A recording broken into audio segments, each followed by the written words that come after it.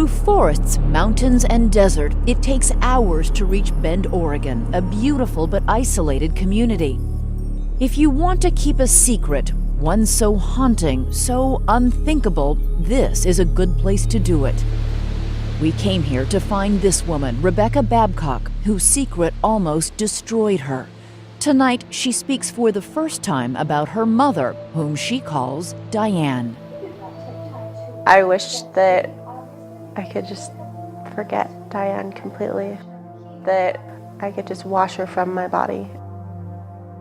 She came into this world in the most dark and sordid way, born, some say, the seed of a monster.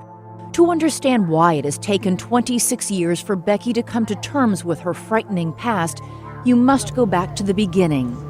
Susan Smith has been arrested. Long before the shocking, unimaginable crimes of child killers Susan Smith and Andrea Yates, the nation was gripped by the story of Diane Downs. The year is 1983. Thriller tops the charts. Ronald Reagan is president. Vanessa Williams becomes the first African-American crowned Miss America. Dallas is the #1 TV show. And in Springfield, Oregon, on May 19th at 10:48 p.m., Diane Downs drives into the emergency room drop-off. Her car is soaked in blood, and inside are her 3 small children, 8-year-old Christy, 7-year-old Cheryl, and 3-year-old Danny, all shot at close range.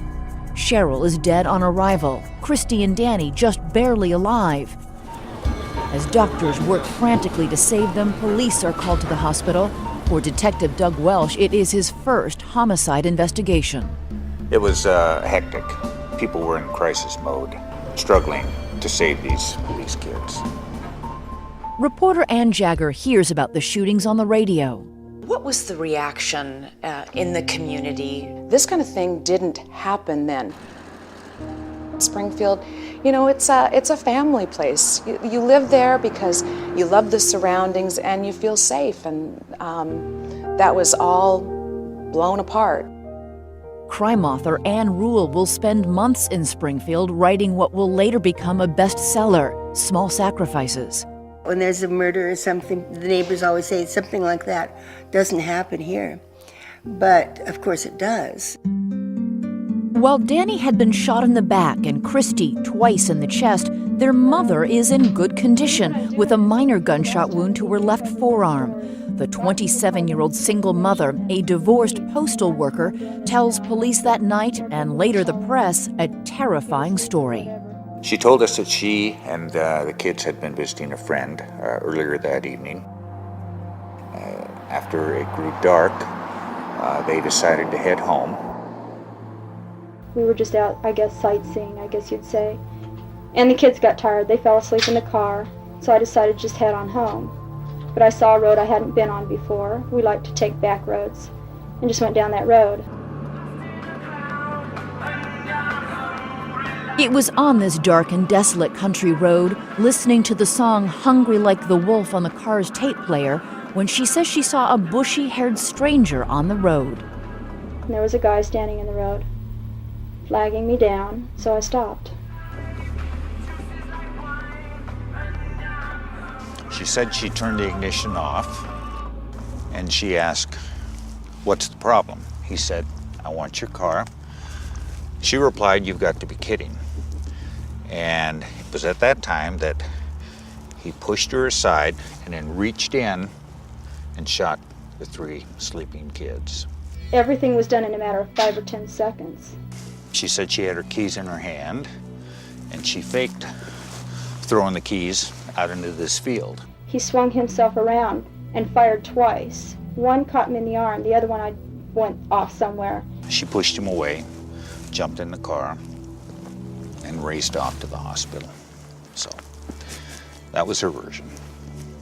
Danny cried the whole way. I could hear him softly just moaning, and Christy was dying.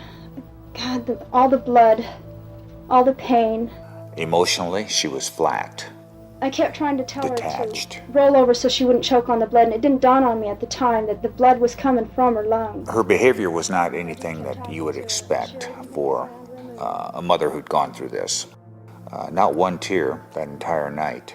Sheriff's Department search and rescue teams were on the scene early this morning, probing for any clues. Terror gripped the town of Springfield in the face of such unthinkable violence.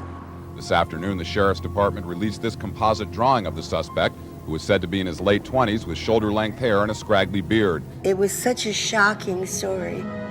Mothers didn't go out in the evening, and they sure didn't take their children. While police look for a mysterious gunman, divers try to find the missing murder weapon, a .22 caliber handgun. But even as they search, police are immediately suspicious of Downs' story. Just 4 days after her 7-year-old daughter was killed, Downs is filmed reenacting the attack. Sitting in the car is Elizabeth Diane Downs, one of the victims of this attempt murder. I'm throwing the keys, okay? I'm throwing the keys. Simulating, Yes, I go like that. I got in the car, jumped in, put the keys in. I just hit my cast. Started the car and left. The car door shut itself. God. Downs seems lighthearted, giggling, even fixing her makeup. You can tell she's thoroughly enjoying herself. That's evident when you look at the reenactment. She loves the limelight, loves to be on stage. Within a month, her story starts to not add up. Right. She doesn't remember anything. People would see little sound bites of her talking on television. What happened to me? What happened? And I think they started getting the feeling that there's something really wrong with this person. And then he swung around towards me. She couldn't keep her mouth shut. She talked all the time, talked too much. That's why we In a sense, Diane was her own worst enemy. I don't care. When this man shot my daughter, my first reaction was to snap back to my childhood, to the pain that had happened to me back then, my marriage, my entrapment by society. This man was bigger than me. He was stronger than me. Downs' demeanor is especially startling when you consider the condition of her 2 remaining children. 3-year-old Danny is paralyzed from the chest down, and 8-year-old Christy, the only other witness to the crime, has suffered a stroke and is unable to speak. The police have no murder weapon, no witnesses, and no motive. But many begin asking questions about Diane Downs. Why would a mother with little kids take them out for a drive in the dark on a school night? Why does she stop for a stranger on a dark country road? Boy, I'm a mother, and no mother does that. Why on earth would anyone shoot 3 sleeping children? This was a whole different kind of monster that we were not familiar with. On this dark country road 26 years ago, Diane Downs claims her car was stopped by a mysterious stranger who then opened fire on her 3 small children. And then he swung around towards me. Downs tells anyone who will listen in the town of Springfield, Oregon, a horrific tale. And then the gun kept firing and firing and firing. Again and again, Downs, a single mother and a postal worker, adamantly denies any involvement. Why would I have taken my kids to the hospital? Wouldn't I have made sure they were dead and then cried crocodile tears? That's insane to think that I would do such a thing and then bring the witnesses in against myself. That's crazy. But police discover parts of her story don't add up. Detective Doug Welsh is one of the lead investigators. Sightseeing after dark with 3 sleeping children, stopping for a stranger who flags her down, that made little sense. Downs repeatedly tells police and the press that after the kids were shot, she raced to the hospital. But police say another driver on the road that night saw something else.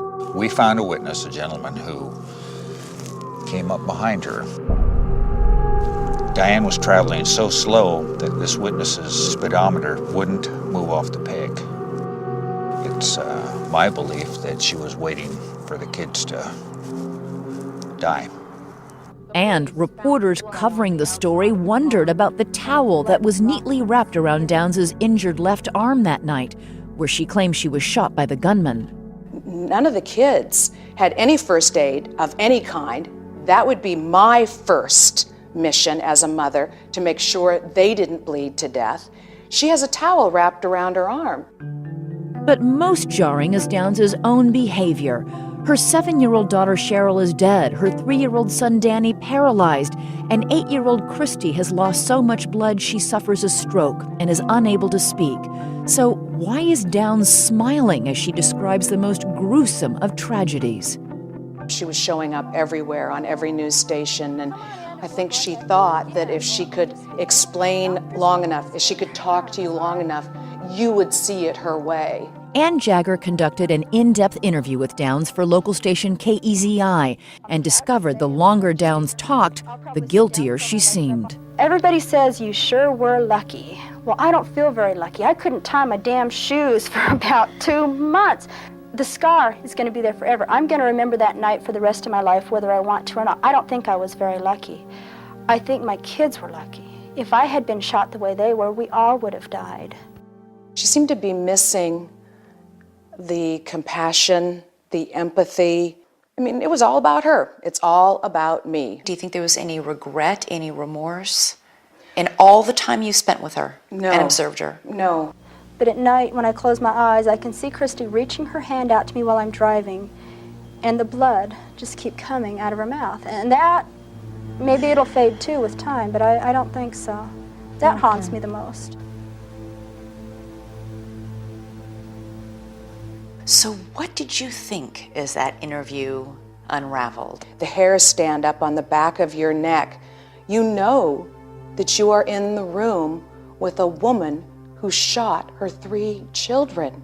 It wasn't like a movie when I was telling them. I was telling them what happened. But inappropriate behavior and a story full of holes is not evidence of murder. Police still can't find a murder weapon or a motive. That is, until they discover Downs' secret diary. In it, pages and pages of passion and desire for a man named Nick, a married man and a former co-worker at the post office. She wrote every day to Nick about Nick. He was the love of her life. She was desperate to get his attention. He didn't want to be a dad to the kids. Police see a motive. She saw the kids as a burden. They were in the way, and he wasn't going to join her as long as she had the kids. The quickest, simplest way was to eliminate the children. If Downs wanted her children dead, she failed, even while shooting them at point-blank range. Danny and Christy are alive and, once out of the hospital, are placed with a foster family. Danny is too young to tell what happened, and Christy, severely traumatized and partially paralyzed, can't speak. Therapists spend months easing her toward recovery and a chance to tell the truth. We knew that Christy would be a key witness in this trial, but she needed to be healthy enough physically and emotionally to be able to take the stand. In February 1984, nearly 9 months after the shooting, Downs is finally arrested. She's been charged with 1 count of murder, 2 counts of attempted murder, and 2 counts of assault in the first degree. Downs pleads not guilty, but as she arrives in court that day, she has her own bombshell. Downs, the mother accused of shooting her kids, is pregnant again. I got pregnant because I miss Christy, and I miss Danny, and I miss Cheryl so much. I'm never going to see Cheryl on earth again. And you can't replace children, but you can replace the effect that they give you. And they give me love, they give me satisfaction, they give me stability, they give me a reason to live and a reason to be happy, and that's gone. They took it from me. But children are so easy to conceive. She didn't have babies so she could love them. She had babies so they could love her. Was it common knowledge who the father was? People still don't know who it was. But author Ann Rule claims she has spoken to the real father and promised to never reveal his identity. So she was carrying mail. She picked one of her men on her route, and she showed up at his door one evening with whiskey and some marijuana. He let her in, and she soon took off her